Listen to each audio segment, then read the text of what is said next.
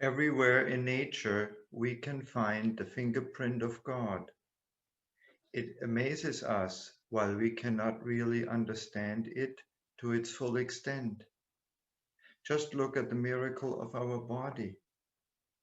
Instead of God, we could also call him the Source, the Absolute, the Creator of all that is. All is taken up in the Absolute Being, the universal nature, including us. Yet we are still seeking for God because we cannot perceive this reality. Why?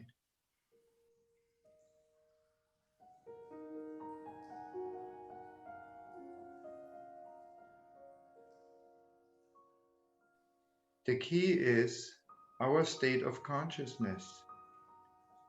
The only barrier between ourself and the omnipresent reality of God is our state of consciousness. It creates a reality of time and space and sees everything in a dualistic way. This means our self-consciousness identifies itself and with itself and the world around us from the viewpoint of the I. By this, our consciousness separates itself from the universal nature of which it is a part. Each of us, as a human being of flesh and blood, inhabits an eternal microcosm. It is a cell of the universal nature. In our heart, we have the potential to reconnect with universal nature, with God. It is a spark of the divine spirit. It can be understood as the blueprint or seed of the true human being that is meant to manifest in our microcosm. We as personality beings are like a vehicle that can give the true human being the possibility to rise again from the spark of the spirit. From this spark originates our deep longing for the lost unity with God. Everything in nature is interconnected, but we cannot perceive this unity because our consciousness separates us from it. We, as egocentric beings, create knowingly and unknowingly separation and disharmony in the world around us. Nature in itself would be in an equilibrium where all opposites are in a constant harmonious flux. But everything is in extreme discord because of our interference. We as human beings are a part of nature, the same like minerals, plants, and animals. The difference lies in the so-called developed bodies. So if you look at the slide, minerals have only a physical body, plants have as well an etheric body, and then animals, they are more evolved with also an astral or known as the desire body. And we as human beings further possess a rudimentary mental body. Earlier on, we said that everything that exists comes from God. Therefore, everything has a divine essence, also the minerals, and by this carries the image of God. So, minerals, plants, and animals. And you might be familiar with the Sufi saying that expresses it very well. God sleeps in rocks, dreams in plants, moves in animals, and awakens in humans. So consciousness, or call it a collective information field, is present in all kingdoms of nature. The more highly evolved, the more differentiated or individualized. This is the only difference, I mean. So we see it in minerals as the Earth's own magnetic field. In plants, it's their energy field, and it encompasses all beings or all plants of the same species. In animals, we are familiar with these collective fields, and they are further specialized, and we know them as group souls. Just think of birds or traveling south, or other larger animals, how they behave organized in a group, or a beehive, for instance. So individualization of consciousness continues from minerals to plants to animals. And we as human beings, then it is our ability to become self-conscious of our individuality. And only through the self-consciousness of a human being can the spark of the spirit, which is the image of God, awaken. Self-consciousness is the vehicle for the spirit spark to manifest. Remember, the spark is the seed of the true human being. And here is the crucial question. The self-consciousness, or in other words, the individualized soul that is aware of itself, what does it identify with? With its own bodies, the I of the personality, or with the spark of the spirit within, the image of God? Each one of us answers these questions by our activities in daily life. Where does my focus lie? On the I, or on the other one, the spirit spark within? Focusing on the divine spark within means a radical change of our familiar, self-centered consciousness. Because everything in life is aimed at strengthening the I.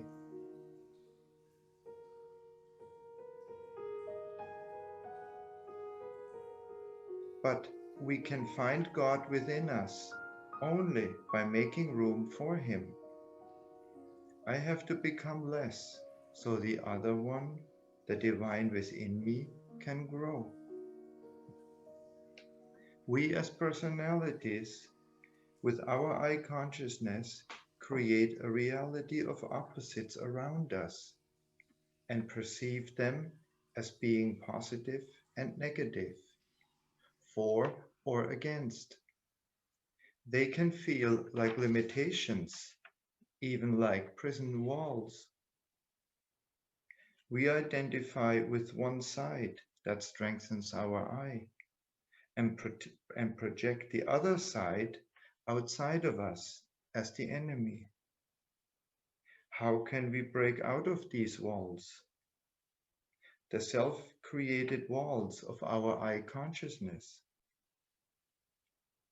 The me, myself, and I cannot do it.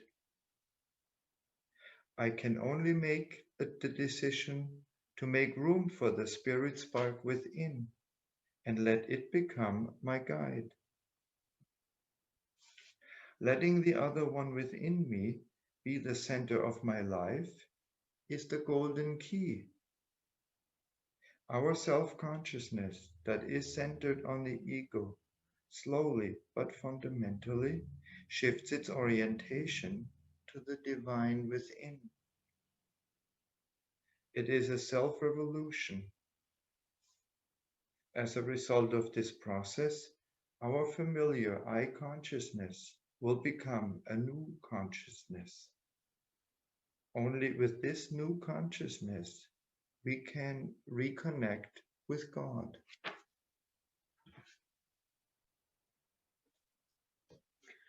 So back to today's title, Seeking God in Nature and Ourselves.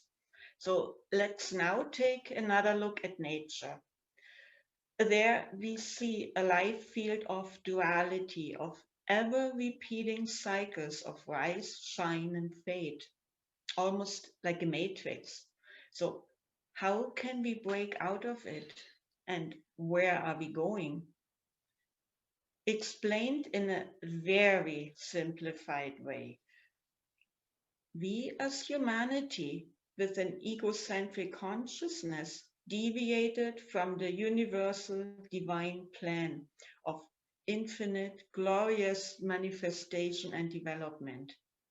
As personality human being, we inhabit a microcosm, a cell of the universe.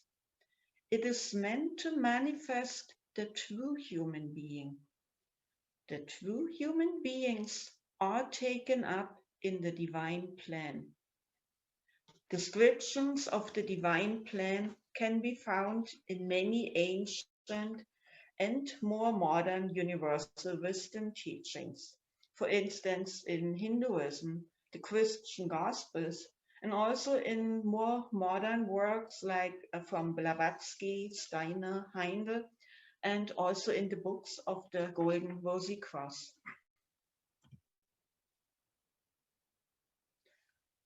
Some of the concepts that try to express the universal truth speak of 7 great cosmic periods: old Saturn, old Sun, old Moon, Earth, etc.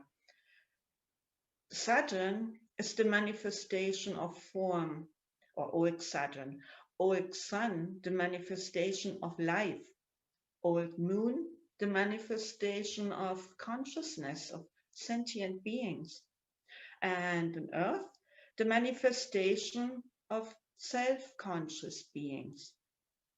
This is the human being with an individualized soul. In order for the spirit spark to awaken, it needs a self-consciousness. Only the self-consciousness can then identify with its origin, the spirit spark within, and by this grow into a true human being. The teachings say that at some point in this process, a kind of glitch occurred, and in which our life wave, to which our microcosms belong, decides to move away from the original divine plan. The consequence of this decision is the creation of a separate nature order, detached from the divine plan, which we know as the life field of duality, our familiar nature, or the earlier mentioned matrix. Many religions describe this also as a so-called fall. For instance, look at the story of Adam and Eve leaving paradise. It is the human being becoming self-aware, and instead of identifying with the divine spark within, it is identifying with its I, and therefore with duality. We usually understand these as a kind of mythological or prehistoric happenings. But these teachings of myths can also be applied today, not outside of ourselves, but within. All the wisdom teachings, they can be applied to outside historical happenings, etc. But at the same time, they always address our innermost being. So it is about our choice as self-conscious beings. Do we identify with our own shadow, the me, myself, and I, or with the spirit spark, the image of God within us, and at the same time all around us? When looking at the evolution of the other kingdoms of nature, we see that only as a human being with a consciousness of self are we able to actively return to the original divine plan. Our liberation, or to be accurate, the liberation of the other one within from the matrix of rise, shine, fade, does not only have an effect on us, but it also helps all other kingdoms of this nature to continue their development of consciousness. This is how we can help nature find again its equilibrium. To conclude today's topic about seeking God in nature and ourselves, God is everywhere and in everything. Nothing that exists outside of God, but only we, human beings, with a consciousness of self, can go the path from self-identification with the I to self-identification with the inner spark or image of God. This is the rebuilding of the connection to the universal nature. It can only happen on the basis of the divine spark within us.